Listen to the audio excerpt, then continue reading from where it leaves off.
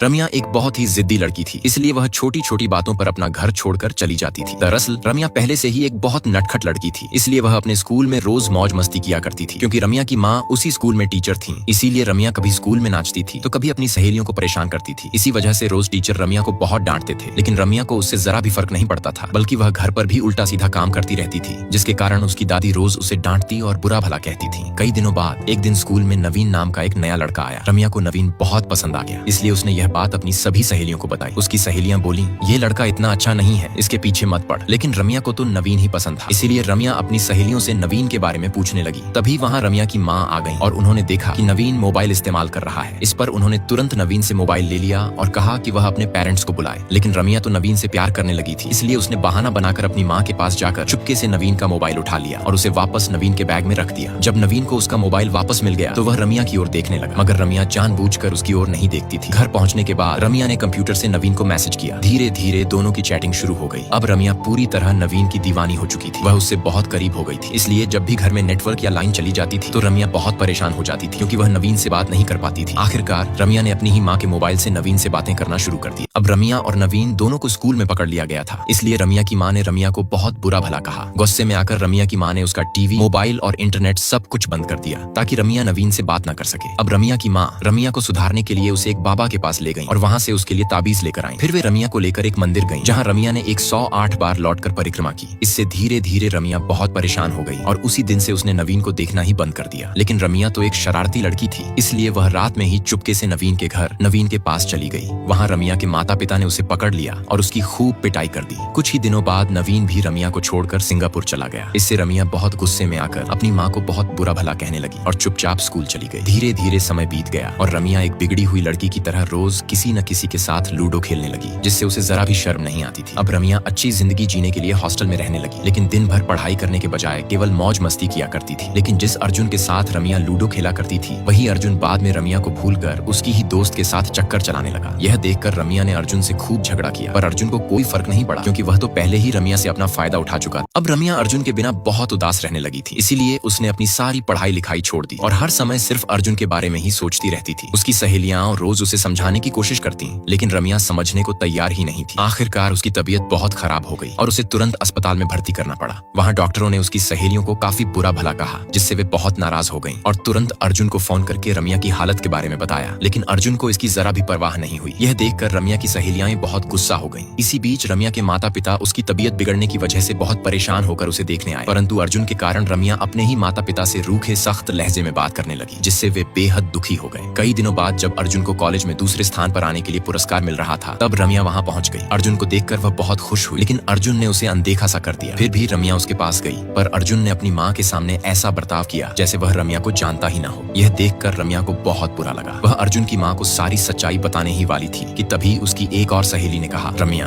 अर्जुन अब तुम्हें धोखा दे रहा है, क्योंकि वह हैदराबाद में एक लड़की से डेट कर रहा है, इसलिए तुम भी अर्जुन को भूल जाओ। अब रम्या की दोस्त ने उसे अर्जुन के बारे में सारी सच्चाई बता दी, लेकिन फिर भी रम्या अर्जुन से ही प्यार करती थी। इसी कारण वह उदास होकर शराब पीने लगी और कॉलेज में अजीब अजीब हरकतें करने लगी। तभी अचानक उसके सामने अर्जुन आ गया। गुस्से में आकर रम्या ने अर्जुन को जोरदार मुक्का मार दिया और दोनों के बीच झगड़ा हो गया। इसके बाद रम्या बहुत दुखी हो गई। धीरे धीरे वह अर्जुन को भूलने की कोशिश कर रही थी। तभी उसकी दादी का देहांत हो गया। रम्या तुरंत घर पहुंची और दादी को देखकर बहुत निराश हो गई। फिर भी क्योंकि रम्या एक जिद्दी लड़की थी, वह अर्जुन को भूलकर एक नए लड़के इरफान के साथ रिश्ता जोड़ लेती है। लेकिन इरफान भी एक नंबर का आवारा आदमी था। एक दिन जब रम्या इरफान के घर पहुंची तो उसने देखा कि इरफान किसी और लड़की के साथ क्रिकेट खेल रहा था। यह देखकर रम्या ने तुरंत इरफान से ब्रेकअप कर लिया और उदास होकर अपनी पुरानी दोस्त से बात करके अपना मन शांत किया। धीरे धीरे रम्या ने सब कुछ भुलाने की कोशिश की और एक नई शुरुआत के लिए अपने गाँव के एक पूजन कार्यक्रम में गई। वहाँ उसने एक छोटी बच्ची के साथ खेल खेल में गले मिलने की कोशिश की, लेकिन वह बच्ची जोर जोर से चिल्लाने लगी। इस पर लोगों ने उस बच्ची को रम्या से दूर कर दिया। यह देखकर रम्या की माँ ने उसे बहुत प्यार से समझाया, देख बेटा,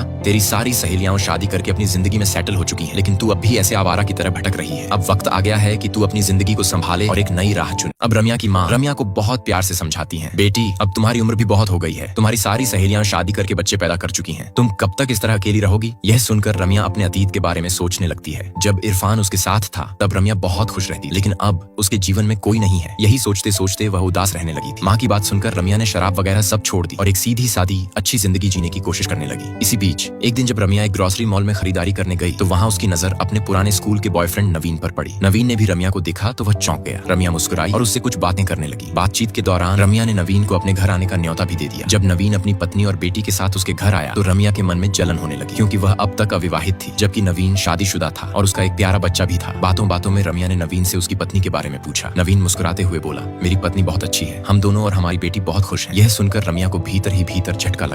रम्या स्वभाव से जिद्दी और जटिल लड़की थी, इसलिए उसने फिर से नवीन के करीब आने की कोशिश की, मानो वह बीते दिनों का खेल दोबारा खेलना चाहती हो। लेकिन तभी नवीन की पत्नी का फोन आया। नवीन, घर जल्दी आओ। यह सुनते ही नवीन तुरंत चला गया और इस तरह रम्या की कोशिशें अधूरी रह गईं। वह न तो नवीन को रोक सकी, न ही अपने अकेलेपन से लड़ सकी। नेक्स्ट पार्ट के लिए लाइक और कमेंट कर